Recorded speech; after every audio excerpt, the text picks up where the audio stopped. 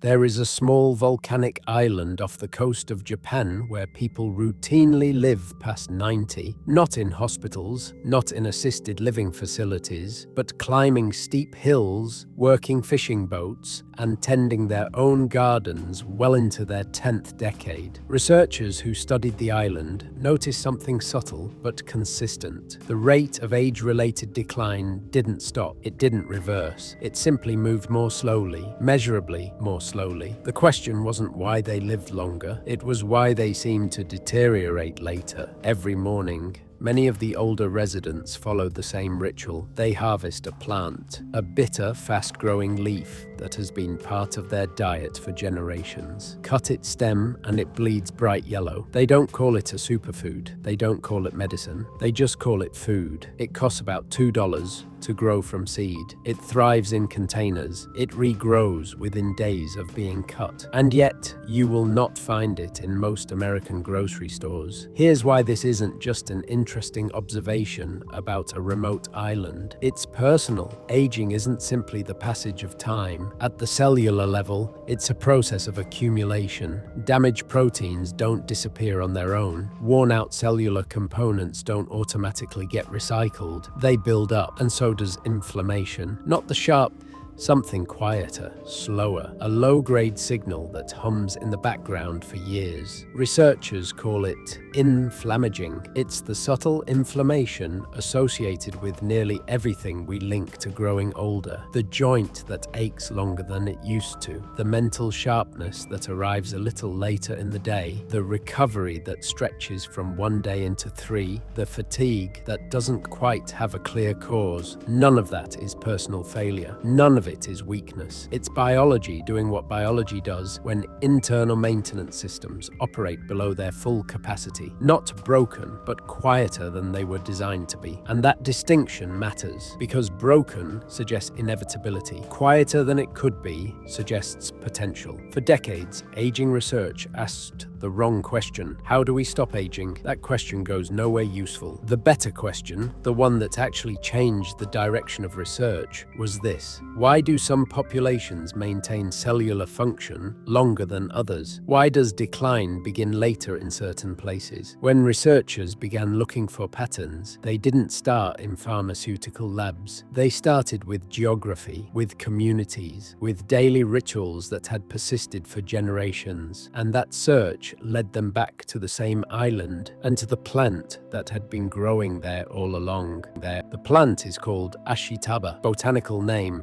Angelica keisuke. In Japanese, the name translates roughly to tomorrow's leaf. And that isn't poetic branding, it's literal. Cut the plant today, and new growth often appears by tomorrow. It regenerates with unusual speed, as if the plant refuses to stay diminished. But the regeneration isn't the most unusual part. Slice the stem, and a bright yellow sap bleeds from the cut. Not clear, not green, yellow, almost golden. That color isn't decorative, it's chemical. Inside that sap is a compound the plant produces as part of its own defense system. A compound found in very few plants on Earth and in unusually high concentration in this one. Researchers eventually isolated it. They called it DMC4,4', dimethoxychalcone. At first glance, that sounds like just another plant flavonoid. But what made DMC different wasn't its category, it was its behavior. In laboratory models, DMC appeared to activate a cellular process that aging researchers had already become deeply interested in, a process known as autophagy. Autophagy is your cell's internal cleanup system. The word comes from Greek, self-eating. It sounds alarming. It isn't. Think of it as maintenance. Your cells are constantly producing components, proteins, organelles, structural pieces. Over time, some of those components become damaged or dysfunctional. Autophagy is the system that identifies what's worn out, disassembles it, and recycles the materials. When autophagy functions efficiently, cells remain cleaner, more orderly, more resilient. When it slows down, as it tends to do with age and certain dietary patterns, damaged material begins to accumulate, and that accumulation is increasingly understood as a driver of age-related decline. DMC, the compound in Ashitaba's yellow sap, has been shown to stimulate that cleanup process. That is not a cosmetic detail, that is a mechanism. Ashitaba is native to Hachijō-jima, a volcanic island roughly 300 kilometers south of Tokyo, isolated, surrounded by open sea, historically difficult to access and easy to forget. For centuries, that isolation shaped survival.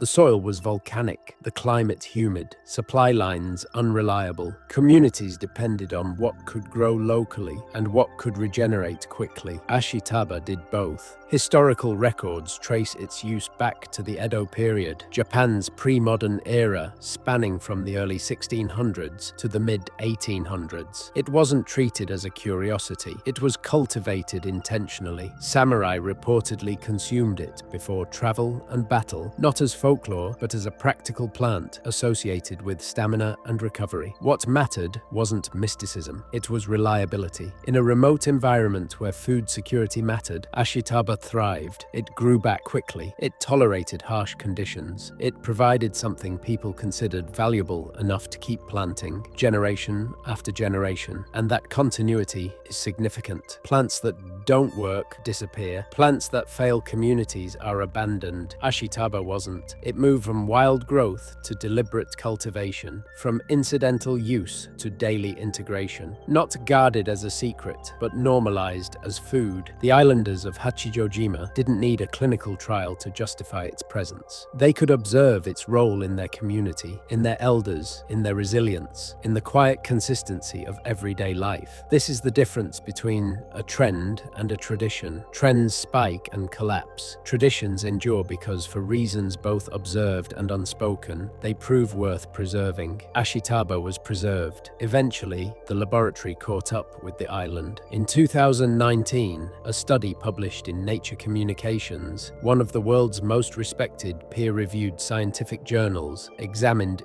DMC and its effects on aging in model organisms. The results were difficult to ignore. DMC extended lifespan across multiple species: yeast, roundworms, fruit flies, and mice. Different organisms, different biological systems, the same directional effect. And in each case, the mechanism traced back to the same cellular process already described: autophagy. The researchers identified something specific. DMC inhibited a protein complex known as TORC1, a central regulator of cellular growth and metabolism. When TORC1 activity decreases, autophagy increases. The cleanup process accelerates. Damaged cellular components are processed more efficiently. Internal cellular order is maintained longer. The researchers were careful with their conclusions. They did not claim DMC was a longevity cure. They did not extrapolate recklessly to humans. They documented a mechanism. They demonstrated cross-species effects, and they positioned the compound as relevant to aging research. That distinction matters, because publication in Nature Communications is not casual. It requires rigorous peer review, methodological scrutiny, and replication standards that filter out weak signals. The yellow sap of a plant growing on a remote Japanese island, a plant that can be started from seed for a few dollars, had produced a compound significant enough to enter one of the most respected scientific conversations on aging, not as folklore, as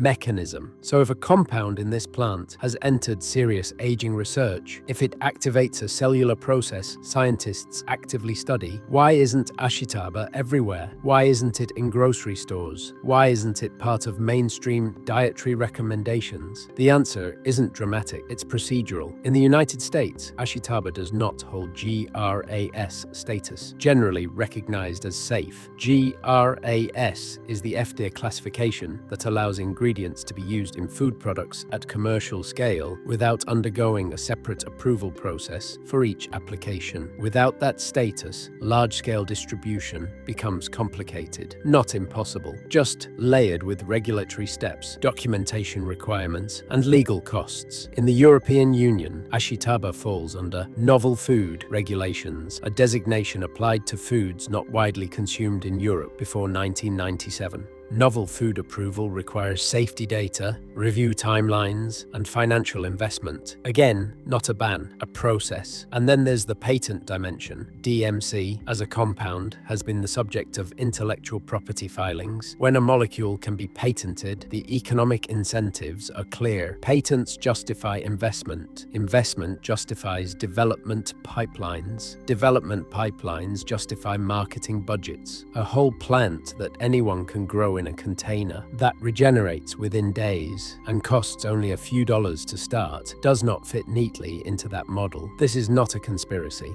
It's incentive structure. Regulatory pathways, intellectual property systems, and return on investment calculations determine what scales. A self-propagating plant with low commercial margins moves through those systems slowly, if at all. No villain required, just friction, and friction is often enough. Here's what no regulatory classification, patent filing, or commercial incentive structure can take from you: the ability to grow a plant. Ashitaba thrives as a perennial in USDA, hardiness zones 8 through 11. If your winters are colder, it grows comfortably as an annual, and in harsher climates, it can be overwintered indoors without much effort. A 5-gallon container is enough. Well-draining soil, consistent water, indirect to partial sunlight. That's the entire list. Seeds are available through reputable specialty herb suppliers. One practical detail: Ashitaba seeds lose viability faster than most, so buy fresh and plant promptly. Once established, the plant requires little. It tolerates humidity. It doesn't demand heavy fertilization. And true to its name, tomorrow's leaf, it regenerates quickly after harvesting. Trim a few leaves today, and new growth begins almost immediately. Preparation is simple. The leaves can be steeped into tea, lightly blanched, juiced, or incorporated into cooking, the way they have been in Japan for generations. Not reserved for special occasions, not marketed as a miracle, just food. None of this requires expertise. It requires a container, soil, and attention. For centuries, people cultivated this plant without apps, subscriptions, or clinical endorsements. They observed what worked, they kept what proved reliable, and they passed it on. The knowledge was never lost. It was simply waiting for someone to grow it again. There's something worth pausing on. A plant used for centuries on a remote island, valued by the people who aged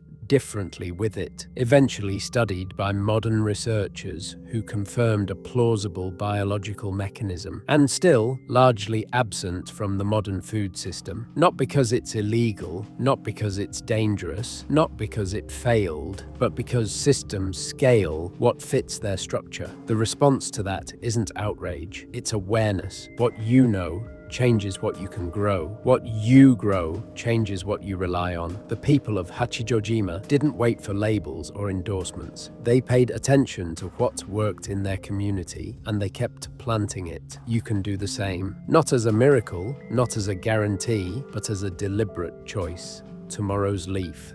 The name was never about the plant. It was about what grows next.